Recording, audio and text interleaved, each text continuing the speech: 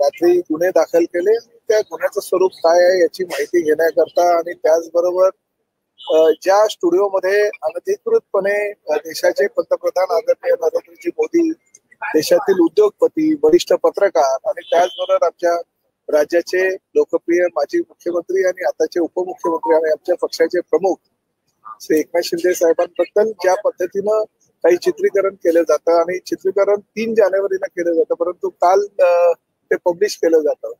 याच्यामध्ये काय राजकारण आहे याची सखोल चौकशी पोलिसांनी करावी अशी विनंती करायला, अशी सूचना करायला मी पोलीस स्टेशनला गेलो होतो. आणि त्याचबरोबर मुंबई महापालिकेचे आयुक्त भूषण गगरानी यांना सुद्धा मी सूचना केलेल्या आहेत की अशा पद्धतीनं खार सारख्या भागामध्ये जर कुठल्याही एखाद्या स्टुडिओमध्ये देशाच्या पंतप्रधानांविषयी किंवा देशाच्या अन्य लोकप्रिय व्यक्तींविषयी काही चित्रीकरण केलं जात असेल आणि ते पूर्ण स्टुडिओ जर अनधिकृत असेल तर त्याच्यावर सुद्धा कारवाई करायला हवी या मताचा मी आहे. आणि त्या माध्यमातून त्यांना सूचना केलेल्या आहेत. तर मुंबई महापालिकेच्या आयुक्तांनी ताबडतोब आजच त्यावर कारवाई करण्याची जी सूचना आहे संबंधित सर्व अधिकाऱ्यांना दिलेली आणि त्या पद्धतीने आज ती कारवाई होईल.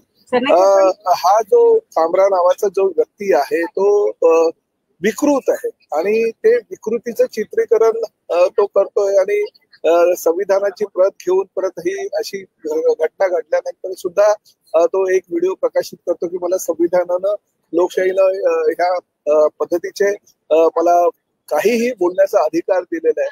मला एक गोष्ट सांगा की भारतीयातील कुठली व्यक्ती जर प्रशांत जो कोरटकर आहे त्याविषयी अशा प्रकारचं जर संविधानाची प्रत घेऊन चुकीच्या प्रकारे वक्तव्य करत असेल तर आम्ही तरी ते मान्य करू का? त्यामुळे अशा प्रकारची जी विकृती आहे ती विकृतीला ताबडतोब ठेचलं गेलं पाहिजे आणि जो जिथे असेल तिथे त्याला अटक केली पाहिजे. पोलिसांच्या म्हणण्यानुसार तो पॉंडेचेरीला पळालेला आहे, परंतु पॉंडेचेरी पोलिसांशी सहकार्य करून सुद्धा त्याला ताबडतोब मुंबईला खार पोलीस स्टेशनला आमचे मुरजी पटेल यांनी जो गुन्हा म्हणजे खरं तर MIDC पोलीस स्टेशनला आहे परंतु तो खार पोलीस स्टेशनला वर्ग करण्यात आला आहे. तर ताबडतोब त्याला अटक करावी अशी मागणी मी ह्या पक्षाचा मंत्री म्हणून किंवा पक्षाचा पदाधिकारी म्हणून पोलिसांना केली. परंतु तोडफोड करण्यात आली आहे. विरोधकांचं असं म्हणणं आहे की सत्ताधारी पक्षाची लोकच अशा पद्धतीनं जर कायदा हातात घेत असेल तर त्यांना कुठल्याही तोडफोडीचं समर्थन आम्ही करणार नाही, किंबहुना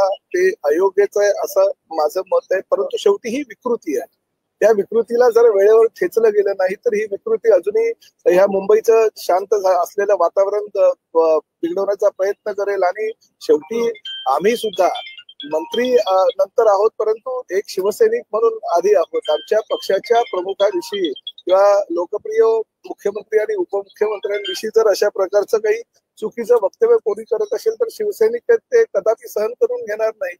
पोलिसांनी पोलिसांचं काम केलंय, त्यांच्यावर गुन्हे दाखल केलेले आहेत, त्यांना न्यायालय जी काही शिक्षा देईल ती शिक्षा ते भोगतील. परंतु शेवटी हा जो कुणाल कामरा नावाची एक विकृती ह्या देशामध्ये अराजक माजवण्याचा प्रयत्न करते आणि शांततेचं वातावरण बिघडवण्याचा प्रयत्न करते, त्यामुळे याच्यावर देशद्रोहासारखा गुन्हा दाखल करून त्याला तात्काळ अटक करावी अशी मागणी सुद्धा मी करतो. पोलिसांनी गुन्ह्यामध्ये प्रामुख्याने म्हटलेलं आहे की ड्युटीवरील पोलिसांना देखील धक्काबुक्की करण्यात आली. त्यांच्या देखील मी पोलीस स्टेशनला गेल्यानंतर ते जी 427 नावाचा कलम त्यांनी त्यामध्ये टाकलेला आहे आणि त्याच्याविषयी सुद्धा मी विचारणा केली असता पोलिसांनी असं सांगितलं ते 427 मध्ये अनेक कलम आहे, त्यामध्ये हे कलम आहे. कारण जो गुन्हा घडला त्यावेळेस पोलीस घटनास्थळी नव्हते. जे काही तोडफोड करणारे काही शिवसैनिक होते ते बाहेर आल्यानंतर ते स्वतःहून पोलिसांच्या स्वाधीन झाले. त्यामुळे अशा प्रकारचं कुठले शस्त्र घेऊन कुठला झेंडा घेऊन शिवसैनिक गेले नव्हते. पोलिसांशी काही बाचाबाची झाली नाही किंवा काही नाही. 427 नावाचं जे नवीन कलम आहे त्या कलमामध्ये इतर जी काही ब क ड ही काही कलम येतात त्यानुसार ते कलम आहे. त्यामुळे पोलिसांशी हुज्जत किंवा बाचाबाची आमच्या कुठल्याही शिवसैनिकांनी केली नाही हे त्या ठिकाणी सिद्ध झाले. सर, शिवसेना का गुंडा राज है ऐसा संजय राउत का कहना है. जिस तरह से कुणाल कामरा जिस स्टूडियो में उन्होंने शूट किया था वहां पर तोड़फोड़ हुई. अगर देश में अराजक फैलाने वाले कुणाल कामरा का समर्थन अगर संजय राउत करते हैं तो वो अगर एक विकृति है तो संजय राउत क्या चीज है ये भी देखना चाहिए. आज संजय राउत के साथ कुणाल कामरा का फोटो भी बहुत सारे जगह पे पब्लिश हुआ है. क्या संजय राउत ने उनको ये कहने को बोला, ये भी देखना चाहिए. और ऐसी स्थिति राज्य में अगर शांति है और शांति अगर कोई अगर नहीं चाहता है जानबूझकर अगर किसी पार्टी के प्रमुख के खिलाफ अगर ऐसी बाध्यता कोई करता है, कुणाल कामरा नाम का एक व्यक्ति जो कॉमेडियन अपने आप को बोलता है मगर गलत सलत बातें वो करते रहते हैं देश के पंतप्रधान के खिलाफ, देश के उद्योगपति के खिलाफ, देश के वरिष्ठ पत्रकारों के खिलाफ, हमारे पार्टी के जो प्रमुख है उनके खिलाफ अगर ऐसी चीजें वो करता है। और ये भी देखनी चाहिए 3 जनवरी को अगर कोई सा वीडियो का अगर चित्रीकरण होता है और कल यानी 23 मार्च को अगर वो पब्लिक के लिए खुला कर दिया जाता है, तो उस दौरान क्या ये चीज किसी चीज के ऊपर से नजर हटाने के लिए की गई है कि ये भी देखना चाहिए। कुछ लोगों का कहना है कि राजनीति से प्रेरित हुए जानबूझकर किया जाता है। कोई पॉलिटिकल व्यक्ति का नाम अगर किसी गलत चीजों में अगर आता है तो उसके ऊपर नजर मीडिया के हटाने के लिए शायद ये उन्होंने काम करवाया, तो इसकी भी इंक्वायरी करनी चाहिए। ऐसे मैंने जो डीसीपी है उनसे बात की है, पुलिस स्टेशन में मैं खुद गया था।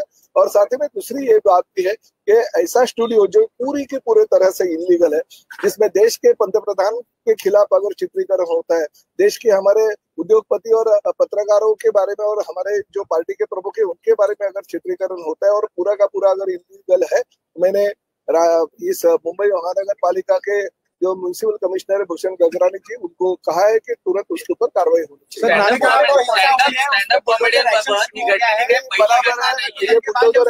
बुलडोजर एक्शन होनी चाहिए। मेरा तो ऐसा कहना है कि ऐसे गलत लोग हैं जो इस देश में कुछ अलग तरीके से अपने आप को दिखाने की कोशिश करते हैं और लोगों का जो नुकसान करते हैं, तो इनके ऊपर भी बुलडोजर चलाना चाहिए। देखिए, बुलडोजर एक्शन गलत, अगर तोड़काम करने के लिए बुलडोजर अगर कोई इलीगल तरीके से घर बनाता है, इलीगल तरीके से अगर स्टूडियो बनाता है, इलीगल तरीके से अगर कोई बार खोलता है, तो उसके ऊपर तो एक्शन होनी चाहिए। पहिली घटना नाही आहे अशा पद्धतीने वादग्रस्त वक्तव्य करण्याची। या संदर्भात नव्याने कायदा काही आणण्यासंदर्भात आपण नाही, आता शेवटी काय असे प्रकार जर वारंवार घडत गेले तर शासनाला या संदर्भातली काहीतरी कडक घ्यावी लागेल। नागपुर हिंसा में जो आरोपी फहीम है, आपको पुलिस ने बताया कि वो अभी तक मुंबई में नहीं है, पौंडीचेरी में, उसके बारे में क्या? नहीं, देखिए, अब मैं ये भी कहना पुलिस को ये भी मैंने कहा है कि पुलिस तो कहते हैं कि उसका मोबाइल फोन पूरा का पूरा बंद है, मगर लोकेशन हमने देखा तो पौंडीचेरी का लोकेशन आ रहा है। मगर कल ही ये घटना घटने के बाद में उन्होंने एक वीडियो प्रदर्शित किया है। वो वीडियो कहाँ का है, क्योंकि वो भी कोई स्टूडियो में का ही लगता है कि जहाँ पे उसका शो हो रहा है, तो वो भी जानकारी लेनी चाहिए। ऐसा मैंने पुलिस से कहा, पौंडीचेरी हो या कहीं पे भी हो, कुणाल कामरा को मुंबई में लेके आके उसके ऊपर बड़े से बड़े देशद्रोह का भी कलम लगाना।